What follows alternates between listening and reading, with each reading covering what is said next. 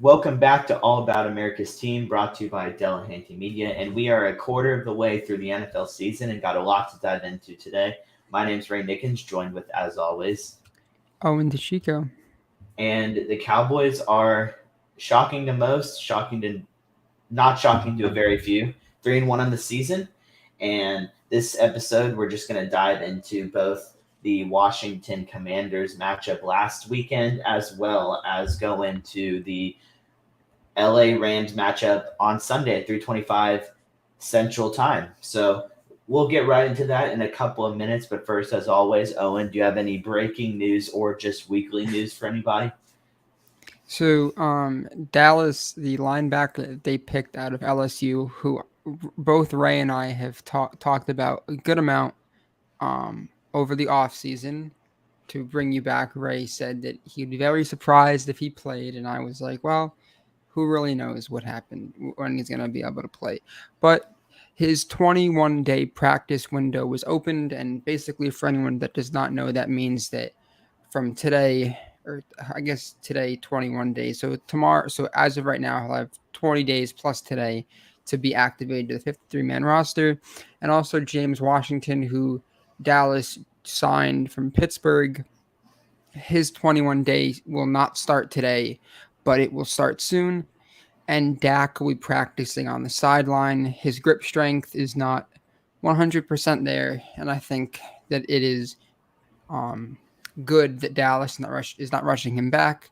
And I think that's a testament to how well this team is playing, because if they were 0-4 or just had one win, I think that they'd rush him back a little bit more, because probably ticket sales wouldn't be great. There'd be a lot of bad in the media, and I know Jerry Jones hates that. So I think that we can all give the defense and Cooper Rush a round of applause, and the coaching staff for having the ability to give Dak some time. So go Cowboys. But everything besides that, there's not really much news. Jaron Curse is going to be practicing today, so Dallas should be going back to the healthiest that they possibly can be. So, Ray, any thoughts? Yeah. As for Damon Clark, it just goes to show how injuries pre-draft are not as alarming or influential as teams make them out to be. If he ends up playing this year with regards to his pre-draft injury report, it would be very shocking to me, as well as the Eagles linebacker who fell to 2 or 3 rounds, and he was able to play starting week 1, and he should have gone 2 rounds before he was drafted, but he was passed on because of injury concerns. So, I mean, it just goes to show that if you go in and you have a physical with a player and it comes back how it should, you shouldn't wait on somebody based on what other teams are saying. Um, I mean, it's important to like take all the information, but if you're getting one thing and you're hearing another, I would trust like the individual team that you or the individual team of doctors that you have, unless you're the Dolphins, and just kind of go with that. But I mean, I'm glad that he is coming back earlier than I anticipated. I in my opinion, if they can find a role for him, then great. If not, then don't rush him back too soon, because the linebacking core that we have right now is doing very well by itself. So Yeah. there's no need to rush him back, especially when he's a rookie and he still does need to learn a little bit as well. So I mean, if he plays, great. If he doesn't, no big deal. But that's really all I have to say about the news. I guess Yeah. Dak not coming, rushing back. The original timeline was 6 to 8 weeks. We're around about the fourth week, so he has 2 weeks left, and the when he may be healthy, week 3, week 4 was, like you said, anticipating that this team would be 1-3 or 0-4. Yeah. I think if they were two, and even if they were 3-2, 2-3 right now, I still think they would wait to that 6 week mark, because I mean they're doing as well as they can. Um, well, I think my prediction was 2-3 once he went down, and or it might have been 3-3 once he went down. So I mean, the fact that they're 3-1 is really exciting. And I mean, if Dak needs 7 weeks, 8 weeks, 9 weeks, and the team keeps winning, then why would you rush him back? So that's kind of all I have to say on that. Definitely. And the thing about you mentioned Jacoby Dean, obviously I have not watched Eagles games as intensely as I have Dallas games, but I saw some tweets that by Eagles fan bases and everything that Jacoby Dean has only played special teams. He hasn't actually played any defensive snaps. I don't know if that's because Philly's linebacking core is one of the better ones in the league, or if Dean's just not there, like understanding the playbook yet, or if he's just like physically not there yet. But I think that it's good that he's able to fully heal, or just fully. They're not rushing him back because, yeah, like you mentioned, that injuries pre-draft aren't always indicative of what's going to happen in someone's career, like when they do touch the field. And also for Jabril, for the Dallas Cowboy linebacking core, even if they do get Clark back, Jabril Cox hasn't played many snaps besides special teams, so he's going to be pretty far back on the depth chart, which I think is pretty good. So even if they do bring him back to the 53-man roster, I don't think he's going to be playing snaps a lot. I think that this just allows Micah Parsons to be whatever they want him to be, because they'll have a good group of linebackers. And I think that this is also good. And one thing, then we'll move on. Leighton Vander Ash and Anthony Barr are not going to be on this team forever. Leighton Vander Ash has a 1-year deal, and Anthony Barr is a 1-year deal. So if Dallas does end up getting rid of both of them, then you'll have a linebacking core of Cox, hopefully a healthy Clark or Luke Gifford, and then Micah Parsons. So, and then also your safety hybrid linebackers. So I think that they're setting themselves up for the future. And for the first time on this podcast, I'll probably say good job to the front office for making a strength an even bigger strength and taking chances on a guy from LSU who should have been a 1st or 2nd round pick and then fell to the 6th round. Because also breaking news: Cole Beasley just retired from the NFL. Well, that's pretty interesting. Yeah, I guess Tom Brady kicked him out. Tom Brady's life is falling apart. Everything's just, nobody wants to stay with him. Let's move on. I don't want to kick that man when he's down. He's losing. Never mind. Okay. Yeah. Okay. Well, the Commanders game, that was a I think unofficially on the podcast, I thought the Commanders were going to win. I thought that after the Eagles defense was in Carson Wentz's face 24/7, I thought that would be they would make him wake up the next day a little angry to play Dallas. And in Philly and Commander fashion, they posted Dallas week every week, which I think is hilarious. But I was wrong. I was very wrong. But Ray, what are your thoughts on the game? And if you can give like some MVPs for who you thought the game was, or just give me you should do a deep dive into the game, please. Well, the main takeaway that I had from the game is overall how amazing the defense is doing. And I mean, they're generating A+ pretty much everywhere but one category, and that category being takeaways. They've only had 4 takeaways, which is 21st in the league, which is a huge dip from last year where they were 1 or 2 in takeaways. That's to be expected. Takeaways do come and go. You're not always going to get interceptions or fumbles, but you can win without taking the ball away at a super high rate. Dallas has sacked the quarterback 15 times, which is 1 behind the Philadelphia Eagles, putting them as 2nd out of the 32 teams. They're giving up 15 points per game, which is 3rd amongst all teams, 7th in yards per game, which is very good. And also the main 2 people that are standing or the main three people that stood out really in the Washington game. One, Deron Bland, my guy from the preseason, got his first career NFL interception. Applauses to you. And then Trayvon Diggs with his one interception. But overall, he just looks a lot better in coverage this year than he did last year. He's making a lot more plays on the ball, had multiple breakups against McLaurin that were very impressive. I mean, they weren't impressive because McLaurin was on my fantasy team and I needed him to catch those passes. But, I mean, I can't. Trayvon Diggs doesn't care about my fantasy team, which is he cares about winning and stopping the offense. So I'm glad he was able to make those plays. He definitely does look like the best corner on the team. Anthony Brown's coverage ability comes and goes. So, I mean, it's very, and I mean, as we saw with the Dotson pass, Anthony Brown just got worked on the corner route. So that was very nice to see. But I mean, both the secondary is their weakest link still. But with their pass rush getting to the quarterback and getting him down 15 times in 4 games is, I mean, you can live with having a blow to an average secondary. And I don't think by all means they're below average, but I mean, it's just kind of an example of you can make it.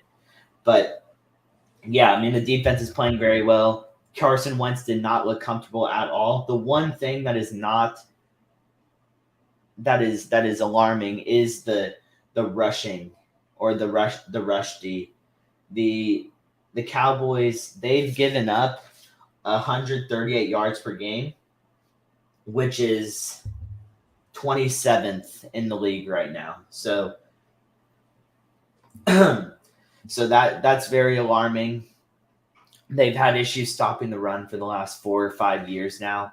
So hopefully they can get that addressed, because come playoff time, when you're facing teams like the 49ers and the Green Bay Packers, and I mean, even the Eagles. For sure the Eagles. Yeah, I mean, the Eagles they're coming up in 2 weeks. But Did you say the Packers? Yeah, the Packers with Okay. Aaron Jones, AJ Dillon, those boys out there. But if you can't stop the run, then they're going to be in huge trouble come playoff time, because teams can neutralize a pass rush when they're running all over the Cowboys. So that's just kind of something to pay attention to. It wasn't very much of an issue last year in the regular season, but reared its head in the playoffs. Hopefully that does not happen this year, but just something to pay attention to in regards to that. But as for the offensive side, offense once again was very similar to how it was, the last couple of weeks with Cooper Rush. They had their moments, scored touchdowns when they needed to score touchdowns. Most when Carson Wentz had his broken clock is right twice a day moment and hit Dotson in the back of the end zone to go up 7-6. Very next drive was 10 plays for 85 yards and a touchdown pass to Michael Gallup. So it's just one of that like opportunistic drives when the game is teetering on an embarrassment. Washington gets a little bit momentum on offense. Cowboys take it right back and go up a touchdown again, and then that was pretty much the end of the game at that point. Zeke, the running game did not have a great day, which is the first game this year where they have a rush for over 100 yards.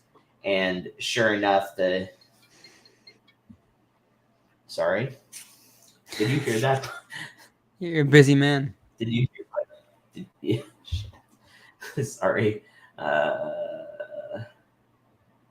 Okay, we're good. Where was I? Offense. Yeah, the Commanders, game. their defensive line is really good. Running game. Yeah. The Cowboys first time did not run for over 100 yards, and sure enough, Cooper Rush is now 2-0 against when the Cowboys don't rush for 100 yards as a team. Dak was winless when that happened last year. So it's good to see that Cooper Rush is able to get a win when they're not able to rush for 100 yards. I mean, I know it was the Washington Commanders, but still. Yeah. Overall, I mean, offense looked well. Michael Gallup looked okay in his return. Didn't get much production, but did catch the touchdown pass. So but overall, nice to see him get out there without a lingering injury or re-aggravating something. But that's kind of my takeaways from the game.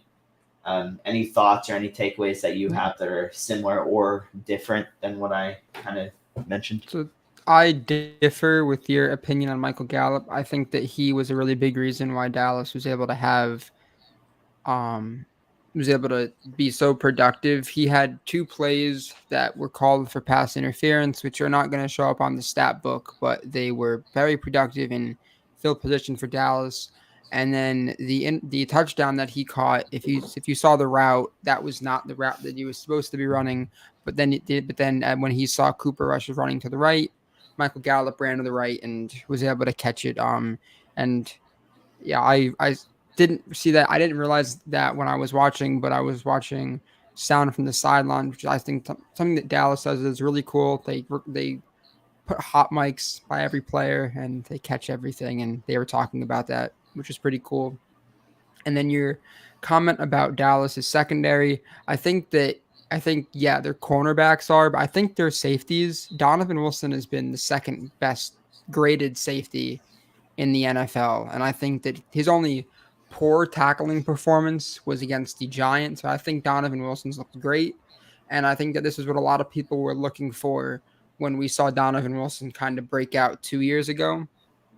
So thankfully, I'm just glad that he was able to have some production with Jaron Curse, who is the heart and soul of the secondary and he is the play caller. So I'm looking forward to him coming back and having Hooker, Curse, um, and Donovan Wilson all on the field at the same time. But yeah, I did think that. Oh, and also the corner route which you were talking about. I apparently when Dallas was watching film, they saw that wide receiver ran that corner route a lot, and I guess Anthony Brown just didn't realize it, which is upsetting because if they're going to talk about it in film, that's something that you'd like to see him Maybe he was pick up asleep. on. No, I think that if he was asleep, it would have been called out like when Tristan Hill fell asleep, which was hilarious. But I did think also your comment about Dallas not really having a rushing game. The defensive line for the Commanders is like all Alabama guys, plus the OSU defensive end that is hurt. So I don't really expect Dallas to run on them effectively. Like that's just not something that I expect just because of how good their defensive line is. I thought that CD had a really good game. I thought that for that one drive where they were feeding him the ball, I thought he played well.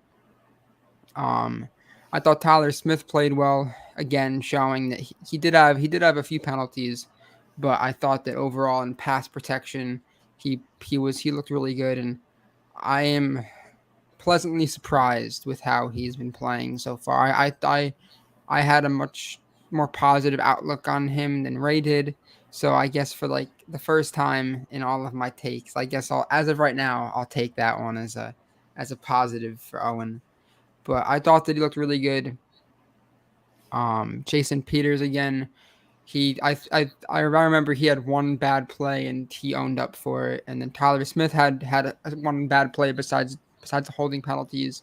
But I thought that the team as a whole played well. And I guess a little further down, a little later in the episode, we'll kind of get into our thoughts on the season as a whole, and I will kind of talk about this game later then. But I think the most important thing we should be talking about right now is the Dallas offense and how they have um how they've gone from everyone, well, a good majority of people losing hope and now them being 3-1. So Ray, what are your thoughts on this offense and kind of give me a deep dive into why you think why they are exceeding expectations? Well, to backtrack a little bit before I start, I wrote in my notes that Michael Gallup looked spry in his return. So apologies to Michael Gallup. I wrote the positivity on my notes and did not read it. So you look very spry in your return. He looked really good. Yeah. But but yeah, as for the offense, I think what's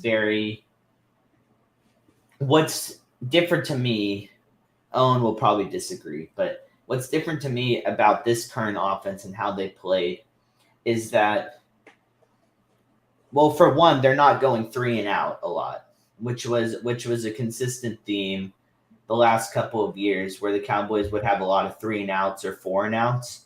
At least to me, if I were to go back and watch the tape, it may or may not be different. But just kind of the last couple games last year, and then this year, there seemed to be a lot of 3 and outs. But I mean, where the way they're playing now is they're able to have longer drives. They're kicking field goals when they're not scoring touchdowns.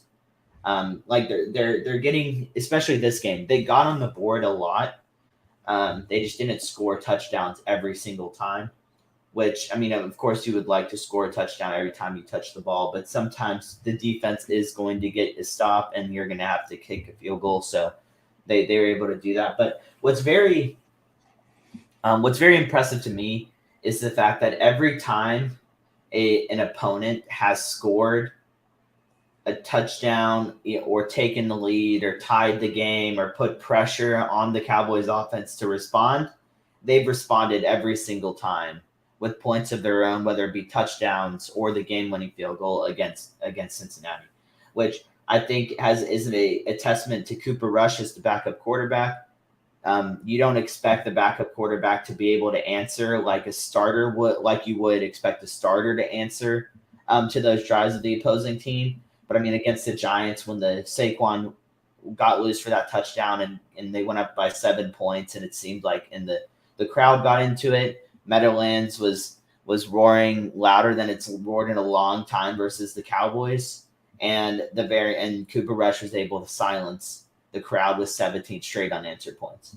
And then against Washington, the pass to Dotson for them to take the lead after the Cowboys had dominated them on offensively and defensively. The Washington Commanders had a lead in the second quarter, and the very next drive, and they only had that lead for like 6 minutes, because the next drive the Cowboys scored a touchdown with a pass to Michael Gallup and reclaimed the lead, and never lost that lead for the rest of the game. So they've been very opportunistic, and they've scored touchdowns when they needed to score them in the most opportune time. So that's what's been very impressive to me.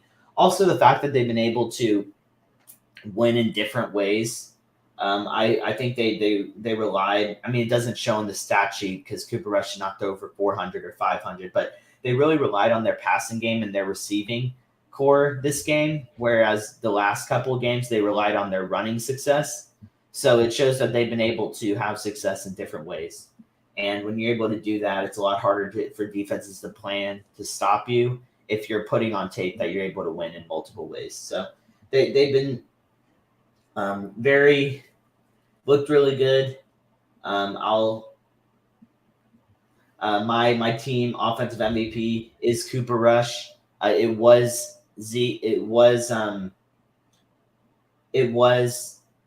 a tie between Tony Pollard and Zeke, but I changed it to Cooper Rush after this week, where the running game was not what it's been the last 3 weeks. But I didn't name my defensive MVP. It was Micah Parsons. 14 tackles, 4 sacks, and then he just gives unlimited effort. So just to, backtrack a little bit. But my offensive MVP is Cooper Rush. So good job, man. Any thoughts? No, yeah,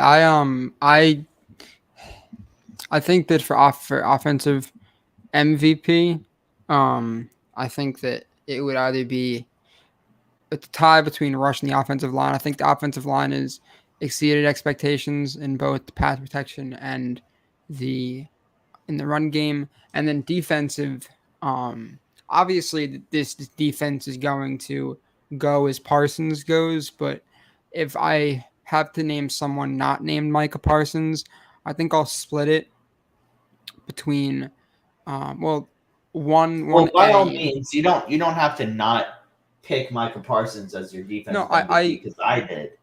No, I mean, I'm not he's been saying the best player on the field to me. Yeah, for sure. I just think that like players not named him would be Donovan Wilson and Diggs. Oh, okay. I think that them too. I think Donovan Wilson has looked really good, and Diggs, like you said, his cover ability has been really good. And just to compare his yards, because I was talking to a friend of mine about Diggs and how he's doing. He's allowed, I think, less than 10 more yards than Sauce Gardner has, and he has allowed less yards than Jalen Ramsey has. And they all have around the similar amount of targets thrown at them. So he's holding his own, which I think is what we all would have liked to see. But for this game, yeah, the run game didn't really look great. I think the most explosive play a running back had was that little check down to Zeke where he ran for 35 yards, which I thought looked really good. I think that's the most explosive catch or open play or open field that I've seen Zeke have since this rookie year, where we had the plays against the Bengals and the Steelers and everything. That's to be expected. Is when you run Zeke like 300 times, it's going to be difficult to have prolonged success with him. But he looked good. But the defensive line for the Commanders is their run defense especially is great. But yeah, I thought the game was really good. Again, Brett Maher has looked really good, which is something that I did not expect to see. I thought that we were going to be a special teams nightmare. And also we got, unfortunately, we saw Brian Anger's first muffed punt, and I know that he was very mad at himself. Well, Shank. Oh, sorry, yeah, my bad. Shanked punt. And that was something that he was not a big fan of, and it was the first shank that he's had in his career. Or I think his first shank that he's had in his time with Dallas, which is pretty good. But I think that Dallas, when I think the best play of the game, in my opinion, was the throw to CeeDee Lamb where he caught the touchdown. They ran the same exact play against the Broncos in their team practice when in the off season. So it was good to see them, and it had the same exact result. So it was good to see Kellen Moore call up a play that they've used before. But I thought that was a really good route running by CeeDee Lamb. Michael Gallup, I think I've mentioned this before, but if not, he's the deep threat of this team. He may not be the fastest guy, but I think he probably has the biggest catch radius on the team. And you saw there were 3 or 4 deep shots to him, and he caught one of them. And then 2 of them were called for defensive pass interference. But it's good to see that Dallas is able to open up another part of their playbook with him. Anything else you want to add? Just to bless you. Just to Thank you. disagree with you, because that is pretty common on this show. Just a lighthearted disagreement, but I do not think that the touchdown pass to CeeDee Lamb was the best play. The best play of the game was the Cooper Rush's throw to Noah Brown up the seam in between the corner and the safety. It was a very perfect throw. There was no room for error, and if he was long or short, it would have been intercepted. That was the best play of the game. The seam to CeeDee Lamb, he was pretty wide open. Yeah, because of the route running. It was a good executed play, but the best play of the game was the throw to Noah Brown up the middle. Yeah, I just think that Lamb with the cut that he made was the reason why. And yeah, that was a really good throw, and if he threw it anywhere else, it wouldn't have gone well. So here, the best throw by Cooper Rush was to Noah Brown. The best passing play was the route by CeeDee Lamb. Fine. I'm glad that we can I will give you this one. Aaron, there are more big things to disagree on than positive. Also, outcomes. to make one more comment, when you were talking about third down, I was wondering Um, I don't know the. Apparently, Dallas has on third down they convert 30% of the time, which isn't great, but I think that's the big reason why they're getting as many field goals. I think that they're like you said, they're a lot of their drives stall in the red zone. So it's good. It's good to not. It's good. I'm happy that they're not having as many 3-and-outs without any points. I actually think that, once again, without the statistics, it's hard to really give an exact number, but I feel like they're doing okay in the red zone. Most of their field goal, or most of Maher's field goals have been 30 plus that he's converted on. I mean, he had ones from 48 and he had one from 50 plus. I know that on Sunday. So I maybe while you have the four, I'll go and actually dive deep into there. But yeah, I mean the reason why they're not going 3-and-out with a low conversion percentage on third down is, one, they're getting first downs on first and second, and then they stall on third down. But yeah, I would like to get that. If they can get their third down percentage up, then it would do wonders for the team long term. For sure. So now going into the, I think, most important game of the season, going into the Rams game. I think that if Dallas can, the Rams are one of the best teams in the league, personnel wise. And I think that if the Cooper Rush led Dallas Cowboys are able to go in if they are able to beat the Rams, then that will be very good for them. And I think that it will lead them to gaining some more respect in the league. And honestly, in my opinion, a win obviously was what we want, but I think if they can just keep it competitive and close, I think that would be really good.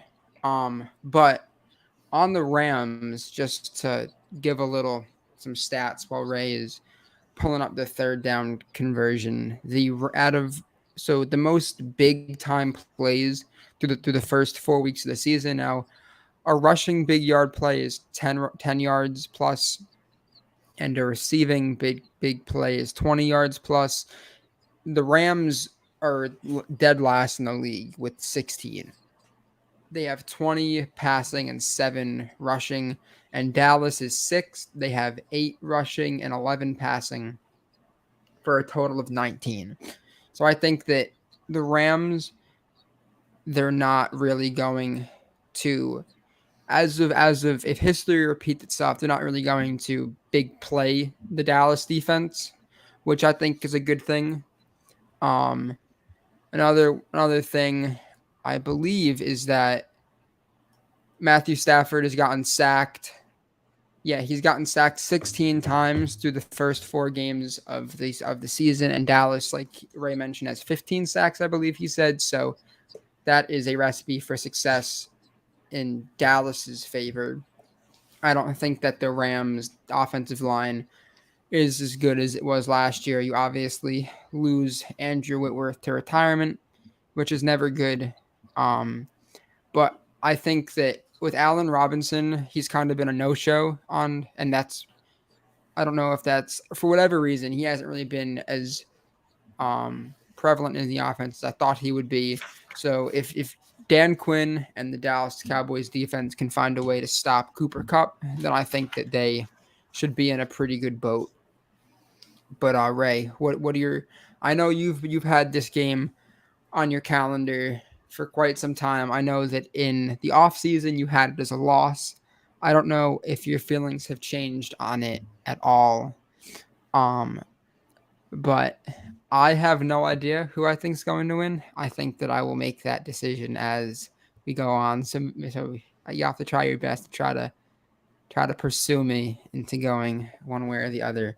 But what are your thoughts on some of the stats I gave, as well as your own thoughts on Dallas playing the Rams, who have kind of, I believe, underachieved so far through the first 4 games? 2-2, yeah, 2-2. But just they have 70 points that they've had an offense and they've given up 94 points, which in the NFC West they've scored the least amount of points, which is surprising when you have the Seahawks in your division, and they have the second least amount of points against. The Rams lead with 46. Sorry, the 49ers lead with 46. The Rams have 94. The Cardinals have 103, and the Seahawks have 115. Yeah, so just a quick point of order. The Cowboys are 5-7 when they're in the red zone, which is 71%, which is very good. So when they get in the red zone, they're scoring touchdowns, and then that just goes along with their kicking field goals outside of the red zone. Yeah. So but as for the Rams, I do agree that one of the main reasons that they are not as successful this year is because of their pass protection. Matthew Stafford was sacked 7 times on Monday, and then I believe he was sacked 6 or 7 times against the Bills week 1. So he's getting on the ground a lot, and when you're letting your quarterback get put on the ground a lot, it really messes up your rhythm. And I mean, I think that has to do with Sean McVay maybe being a little bit too egocentric in his play calling, trying to think that he can do what he did last year with the worse protection than that he has currently. We saw the Zach Taylor do that a little bit at the beginning of the year. Burrow was sacked a lot, and then over time, as the year's gone on, it's reduced at each game. They're doing a lot more shorter routes. I mean, Burrow talked about it when he was on Cowherd's podcast, how he was saying that they started off the year running a lot more deep routes, and with the offensive line who's a lot of new guys and a new atmosphere, new players around them, it was a lot more difficult for them to react quickly to I guess the moment. So he also said it was on him, not processing fast enough. But as the season has gone on, he's processed stuff a lot faster, and they've called plays to help the new guys out, and it's overall worked a little bit. So I think they do need to kind of make a little change on their I guess their mindset at this point. But I mean, overall, the Dallas Cowboys are not going to stop Cooper Kupp because nobody has shown they can stop Cooper Kupp. I mean, the 49ers, they knew, and I mean, even Matthew Stafford makes it very clear who he's targeting. Cooper Kupp got 19 targets on Monday, which is his high for his career. The next closest was Higbee with 12, and then Allen Robinson with 4, I think, for 0 catches. So, I mean, he's going to Cooper Kupp, whether he's single team, double team, triple team, quadruple team, whatever. And Kupp's going to make most of those plays. But, I mean, I think the Cowboys just have to go into it knowing where the ball is going. And if they have an opportunity to cash on a turnover or a mistake, which the 49ers were able to they knew the formation, they knew where the ball was going. They didn't even play Higbee. The safety broke on the pass and it was taken to the house. So that one's not on Matthew Stafford. It was just a good film study and read and react. But I mean, I'm very thankful that it was a pick 6 because that ended any reason for Garoppolo to throw to George Kittle, which evidently won me my fantasy game, which has nothing to do with the game, but just a point I wanted to make. But anyway. I think the key for the Cowboys will be getting Stafford on the ground.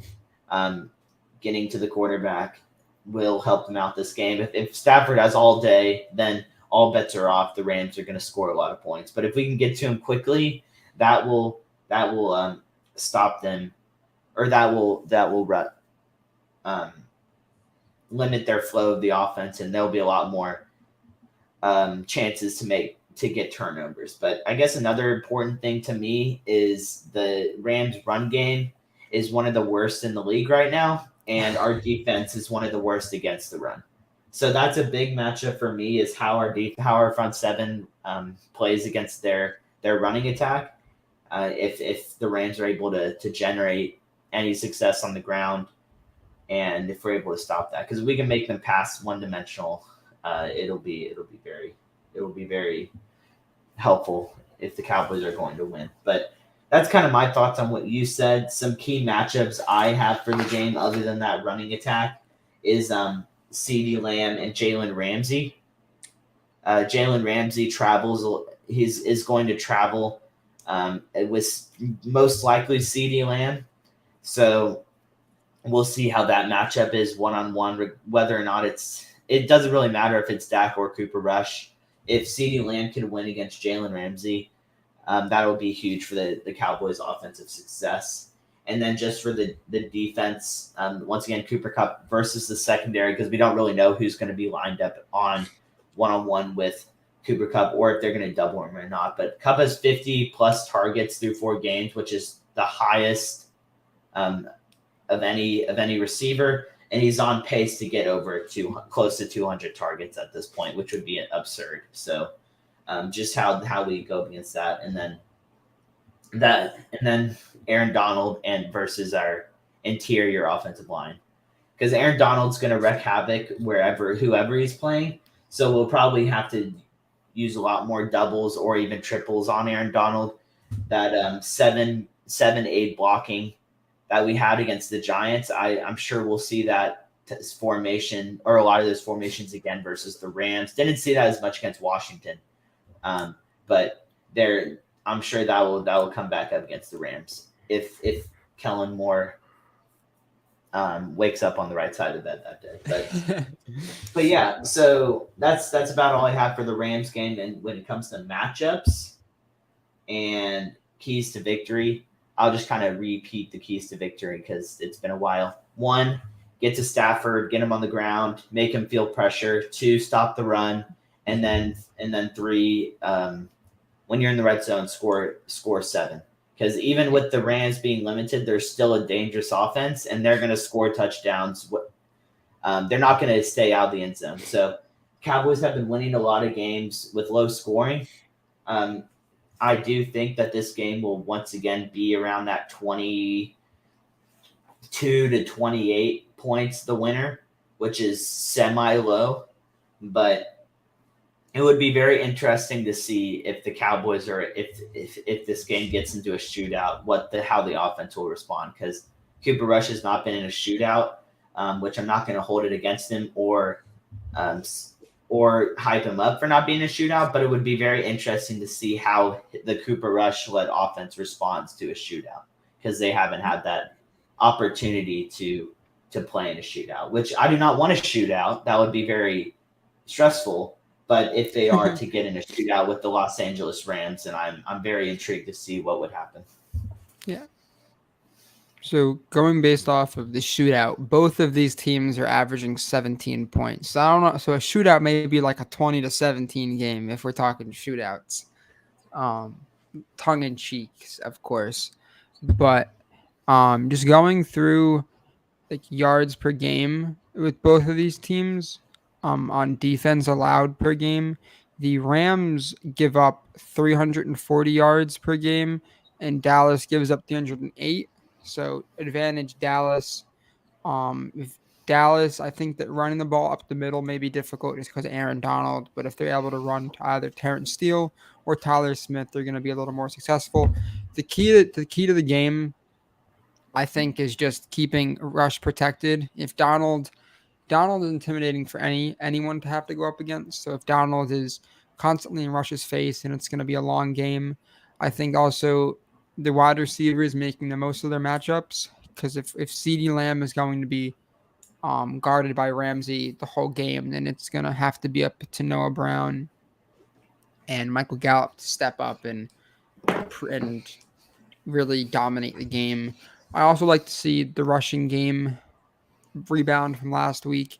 And then on defense, I think that Dallas is going to go against Cooper Kupp the same way they went against Jamar Chase. I think it's just going to be Anthony Brown on a safety and then Diggs on Allen Robinson.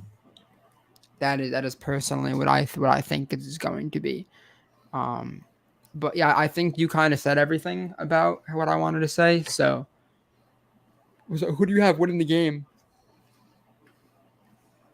1 second. Take your time. So as you said on CD, it's just a quick point, not going or I guess pushing back on your comment on CD Lamb or Noah Brown and Michael Gallup stepping up, because obviously everyone needs to step up. But if CD wants to be, in my opinion, if CD wants to be respected as a number one, he's got to show up against top tier corners. Oh, 100%. And I mean, Ramsey is going to be his biggest test so far, and it's a must win for CeeDee Lamb, because he's had a nice little flashy 2 weeks against the Giants and the Washington Commanders.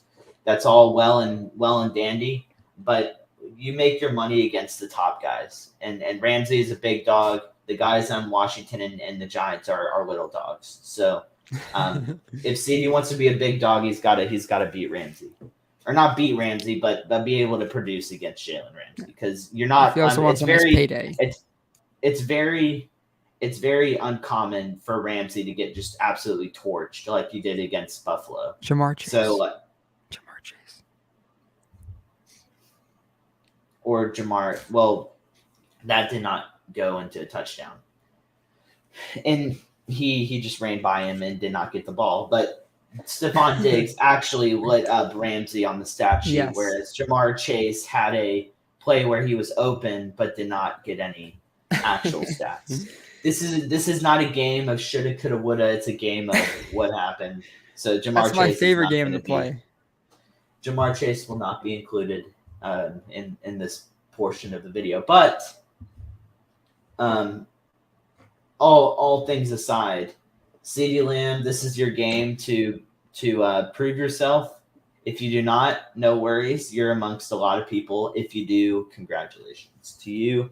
And I will respect you more coming out of Oklahoma than I have in the past. So drum roll.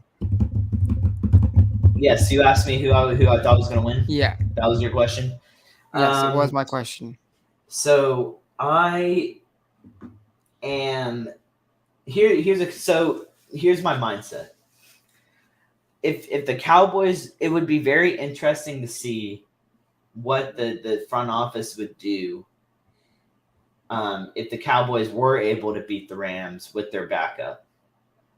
It would send a lot. It would, because a lot of people, a lot of talking heads on networks, FS1, ESPN. There's been a lot of QB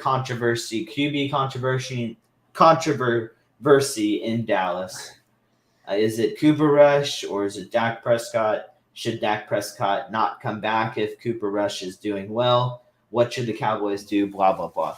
And I don't really believe in that thing. I think that regardless of how I feel about QB1, which is Dak Prescott, he is getting paid to play, and his contract is a very big investment on the Cowboys' part. And what the difference between this and Romo is, Romo was older. He had his injury history was a lot worse than Dak, collarbone, back again, all that stuff. So, I mean, they were able to move on with a lot fresher and younger blood, even though that they would have still been able to win with Romo, but it would just make more sense to move on and progress their future with a younger talent. But in this case, Dak is still, I think, 28, 29. So he's still well within his prime. And he just signed a huge contract. So there is no reason, unless you're absolutely sure that Cooper Rush is the next Peyton Manning, to move on from Dak Prescott long term. But it would just be very interesting to see what the front office would do if Cooper Rush was able to steal this game, because then the media would go into a frenzy. You'd have LaShawn McCoy and whoever that other guy on that show is. Yeah. They're already campaigning for Cooper Rush to start over Dak. They're both Eagles funny. Guys, of course they are. Well, that's why it's funny, because LaShawn McCoy is the Eagles' leading rusher, and then you have Joy Taylor, who's related to Lawrence Taylor. Just a fun fact, but yeah, I mean, it would be very interesting. And then you have Mr. Skip Bayless, who jumps trains every other week, saying that Cooper Rush should continue to play. And then, of course, I mean, really, you can go to every single sports talk show and you will see it, and there will be a segment where it's like, is there controversy in Dallas? So it'd be very interesting to see what they would be saying if the Dallas were going to steal that game. With that Can being I ask you said, one question? Yes. Did you say Joy Taylor is related to Lawrence Taylor or Jason Taylor? I think Lawrence Taylor. No, she's related. She's related to Jason Taylor, the Miami Dolphin. That makes more sense. Yes, I was confused there for a second. I was like, that makes more. My what bad. Did I miss? That is not what I meant. I did not mean Lawrence Taylor. Not the best player, not the best defensive player ever, Jason Taylor. But yeah. Please continue.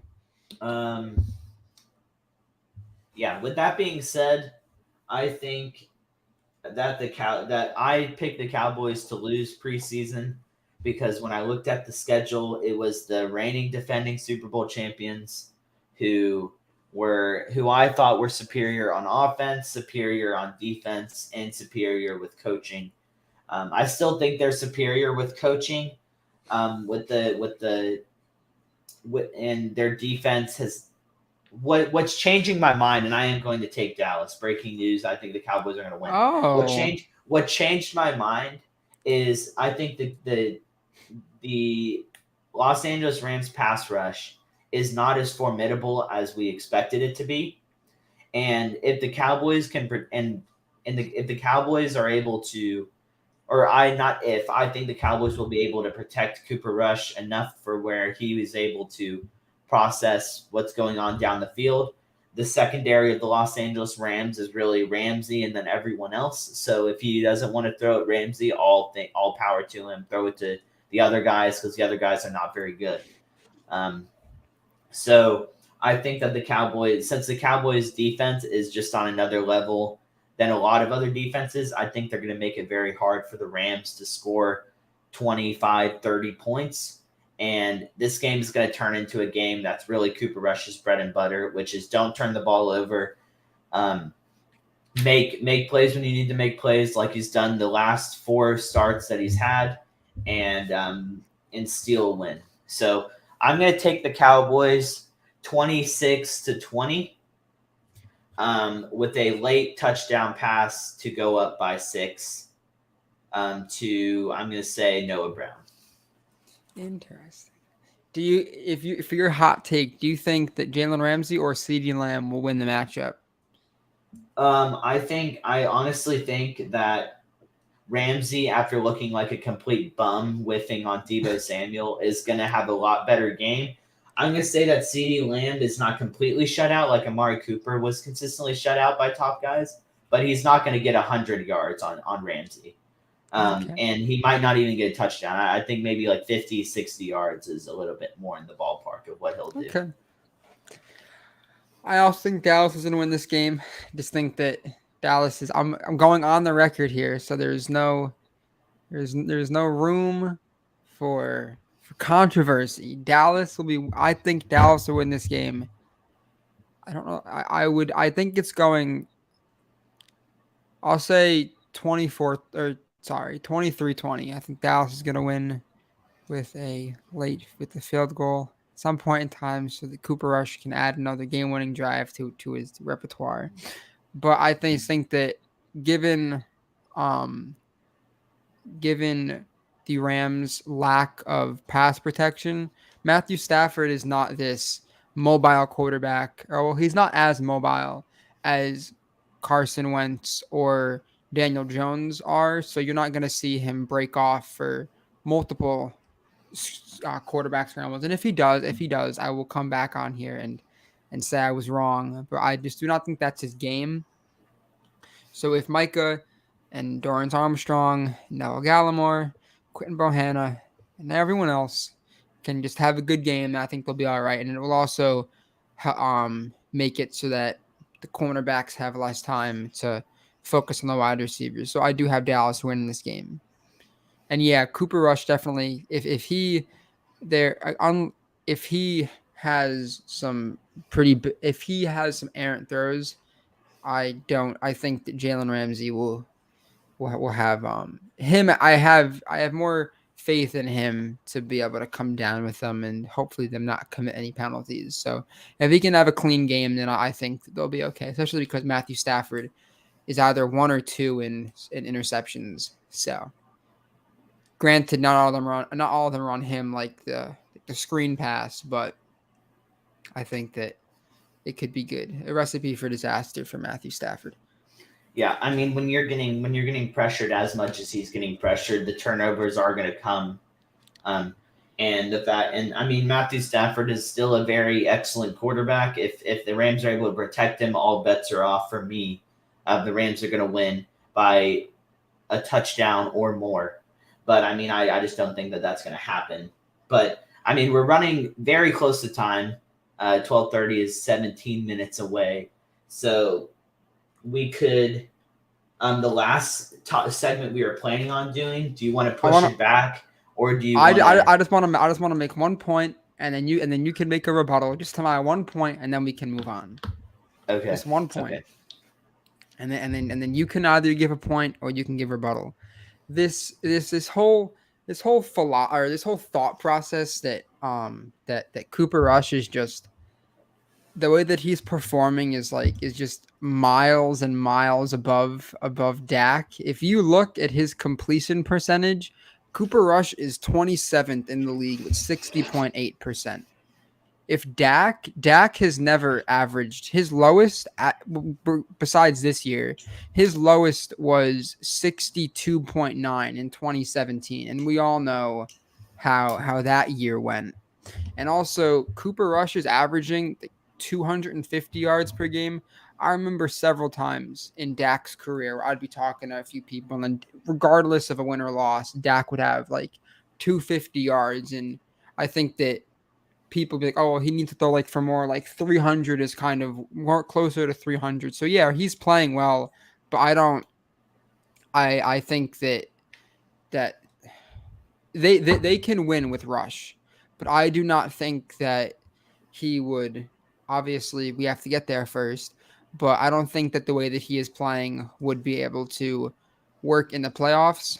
And I think that, and obviously Dak's performance is he's had a few moments of goodness, but his time in the playoffs hasn't been all that great. But Rush, he has had a lot of more than I'd like to admit, some bad throws, and should have had 2 interceptions. And I'm going to play the coulda, woulda, shoulda game if the Commanders were not, if their penalties did not hold them back, and that would have completely turned the game around.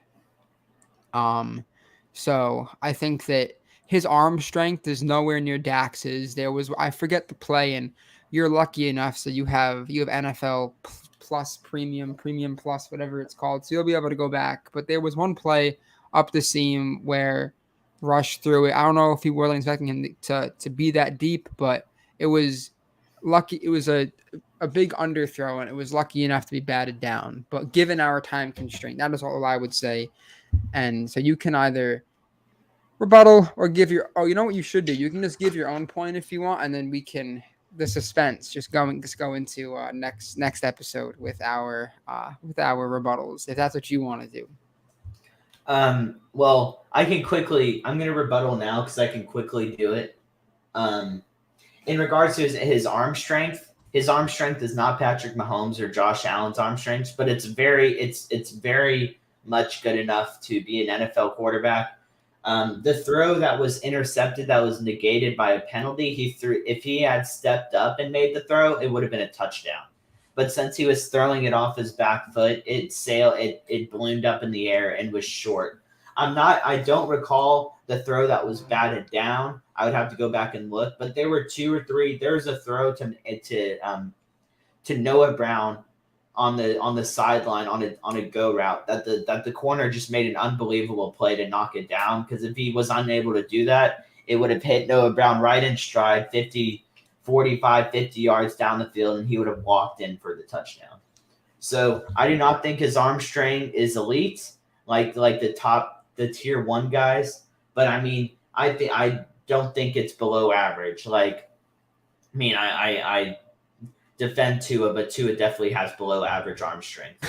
But yeah, I mean, I don't think Dak has so much more arm strength than Cooper Rush either. But that's not how I'm gonna to do that debate because I don't really want to get into that. That would take way too much time. But the other thing that you said, that the shoulda, coulda, woulda. The reality is his touchdown to interception ratio through the 4 games he started is 7-1, which is amazing, incredible for a backup quarterback. When typically you're expecting the backup quarterback to throw 1 to 2 interceptions a game, and his TD to interception ratio right now is currently 1.75 to 0.25. So if you were to average that out for a 17-game season, which amazing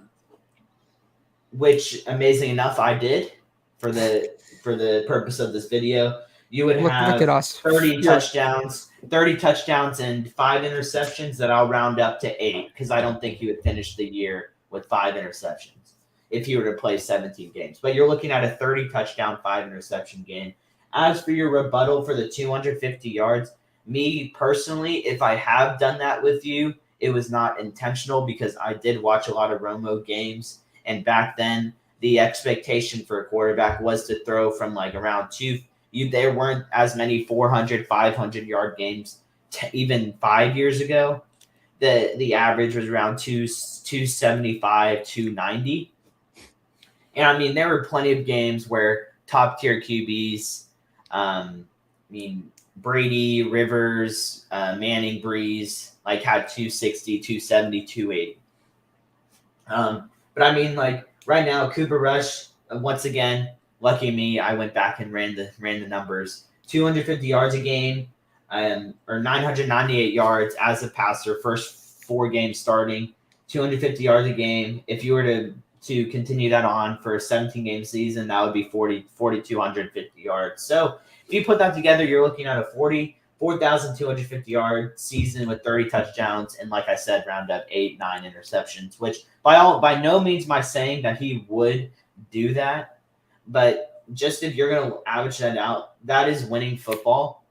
And anyone who tells me that the Cowboys are not winning at least 40% because of the play of Cooper Rush are lying to themselves, because he's doing everything that he needs to do, and he's making plays in big-time moments of games that where if he does not make those plays, they probably lose because they lose momentum. And if you're not scoring touchdowns and putting pressure on the opposing team's offense, your defense, whether it's A1 or C or C, or middle of the pack, is going to struggle.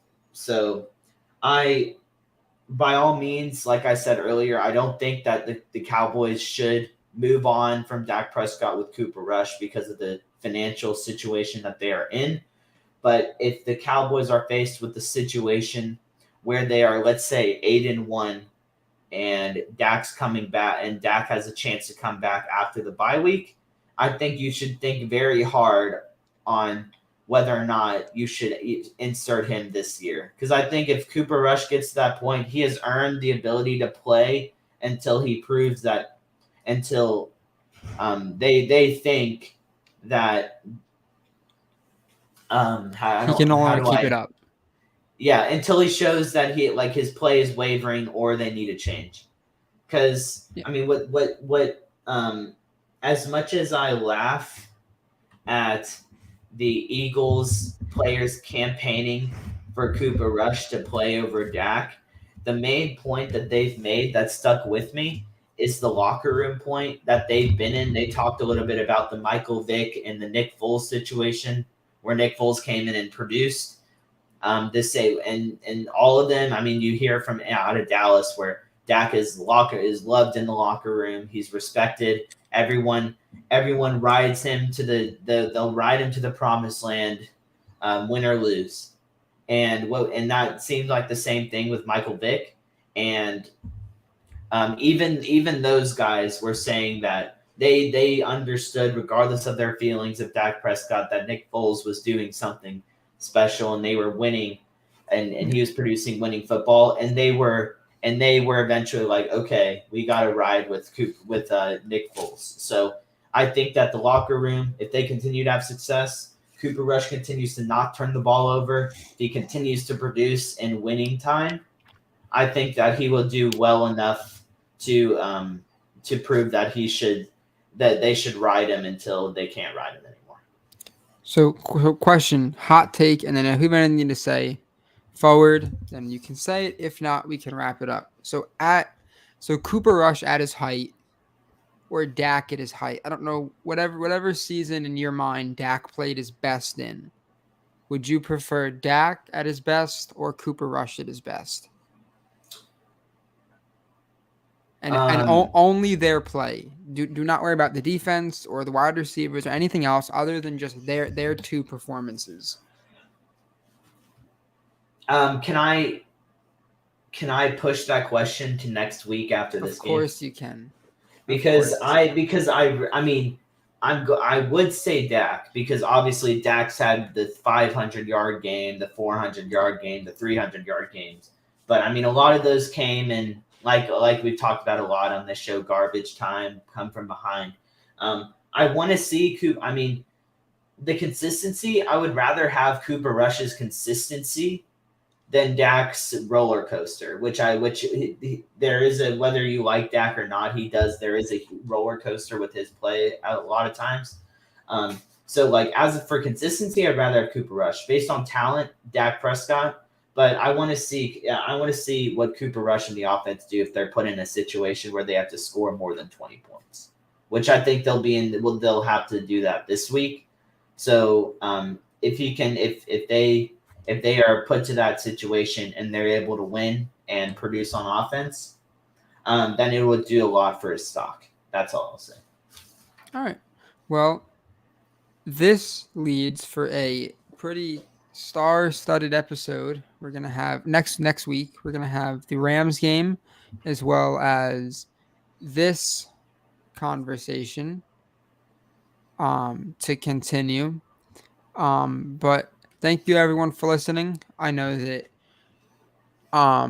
that this Cowboys it's a lot easier to talk about this team when they're succeeding and they're playing well and overachieving. So, and all we can really hope for is all the players that are injured or anything like that to have healthy recoveries and speedy recoveries and be able to make a difference when they do come back.